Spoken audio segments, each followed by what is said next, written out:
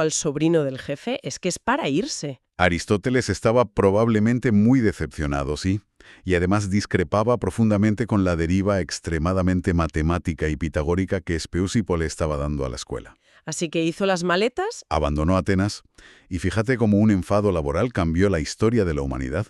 Esa salida le llevó a convertirse en el tutor del jovencísimo Alejandro Magno. Madre mía. Y, tiempo después, a fundar su propio centro rival en Atenas, el famoso Liceo. Es increíble cómo se entrelazan las vidas de estos personajes. Pero Aristóteles no fue el único gigante que pasó por allí. Hay otra figura deslumbrante en los registros, Eudoxo de Cnido. Un pionero absoluto. Un hombre de origen humilde que básicamente revolucionó la ciencia de su tiempo. Inventó el primer modelo planetario matemático de la historia para explicar los movimientos del cosmos. Sí, su contribución en la astronomía es vital. Usaba una cosa llamada esferas homocéntricas y una figura geométrica en forma de 8 que denominó hipopoda o lemniscata. Y aquí, por favor, pido un rescate. Explícame esto de forma sencilla, porque a mí me suena a ciencia ficción antigua. A ver, trataremos de bajarlo a tierra. Te lo agradezco. En la antigüedad, al mirar el cielo, veían que las estrellas se movían de forma predecible, pero los planetas hacían trayectorias erráticas. Como que iban marcha atrás a veces, ¿no? Exacto. A veces parecía que retrocedían. Eudoxo intentó explicar esto matemáticamente imaginando que el universo estaba compuesto por varias esferas transparentes, unas dentro de otras, girando en distintos ejes. Vale, me lo imagino como una matriosca de cristal gigante. Buena analogía. La combinación de esos giros creaba esa figura en forma de 8, la hipópoda, que explicaba visualmente el aparente retroceso de los planetas. Vale, o sea, construyó un modelo en 3 dimensiones en su cabeza para darle sentido al caos del cielo nocturno. ¡Qué barbaridad! Y he leído que también se inventó el método de exhaustión. Un momento, frena ahí. Método de exhaustión. Suena a que terminaban agotados de tanto calcular. Bueno, un poco de fatiga mental sí quedaba seguro. Ya me imagino. Imaginemos que alguien quiere calcular con precisión el área de un círculo perfecto. En esa época, solo se tenían fórmulas matemáticas para medir figuras rectas, como cuadrados o triángulos. Claro, no tenían el número pi tan a mano. Exacto.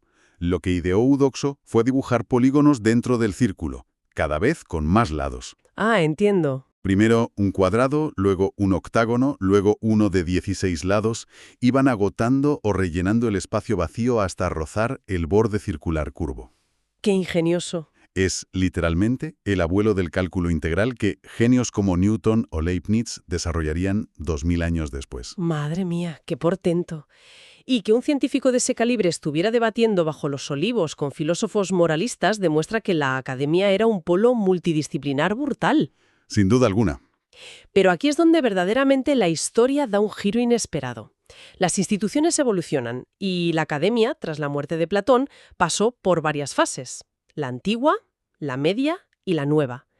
Y lo que pasó en estas etapas posteriores es de locos. Es una de las grandes paradojas de la historia del pensamiento humano. Totalmente. La escuela fundada por Platón, el pensador que defendía a capa y espada que existían verdades absolutas e inmutables en el mundo de las ideas, se fue transformando lenta pero inexorablemente en el epicentro mundial del escepticismo filosófico.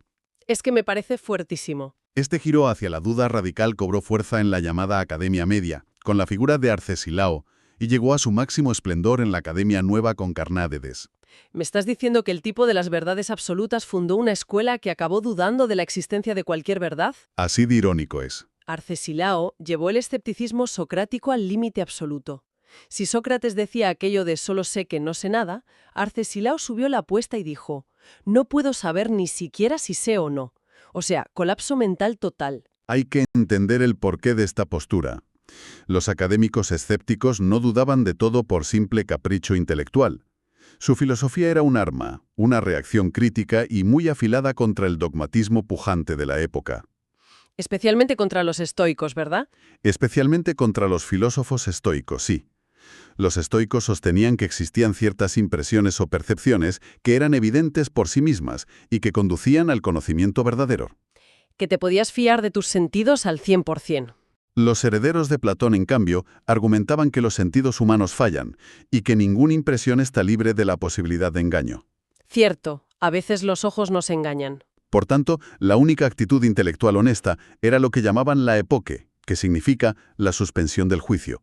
No afirmar ni negar nada categóricamente. Y claro, llevar esta suspensión del juicio a la práctica generó situaciones que hoy serían carne de tertulia televisiva o de salseo en redes sociales. Generó anécdotas memorables. Fíjate hasta qué punto llegó esto, que el filósofo Carneades acabó liando un escándalo diplomático brutal en Roma, en el año 156 a.C. Ese episodio es maravilloso. Resulta que viajó allí como embajador de Atenas. Aprovechó el viaje y dio una conferencia pública brillantísima, argumentando a favor de la justicia natural. El público romano se quedó maravillado. Como para no estarlo, era un orador excepcional. Pero es que al día siguiente el tío se planta en el mismo sitio, da otra conferencia y destroza uno por uno sus propios argumentos del día anterior, concluyendo que la justicia natural es una farsa. Básicamente se dedicó a trolear al Imperio Romano en su propia cara. Fue una provocación magistral, desde luego, pero escandalizó profundamente a los sectores más conservadores de Roma. Políticos como Catón el Viejo exigieron su expulsión inmediata. Normal, le rompió los esquemas a todo el Senado. Es que argumentaban que con individuos como Carneades era imposible saber cuál era la verdad y que eso corrompería a la juventud romana. Les dio miedo esa capacidad de argumentar cualquier cosa. Exacto. Pero lo que Carneades estaba ilustrando no era un nihilismo destructivo, sino su doctrina de la plausibilidad. A ver, explícanos eso de la plausibilidad. Al suspender el juicio sobre la verdad absoluta, no abogaba por quedarse de brazos cruzados. Postulaba que, ya que no tenemos certezas divinas definitivas, en nuestra vida práctica debemos guiarnos por aquello que sea más probable o plausible. O sea, un sentido práctico. Es un escepticismo moderado y tremendamente moderno. Evalúas la probabilidad de algo para tomar una decisión informada, pero siempre manteniendo la mente abierta por si aparecen nuevos datos que desmientan lo que creías. O sea, el método científico en estado puro. Qué evolución tan alucinante desde la academia original.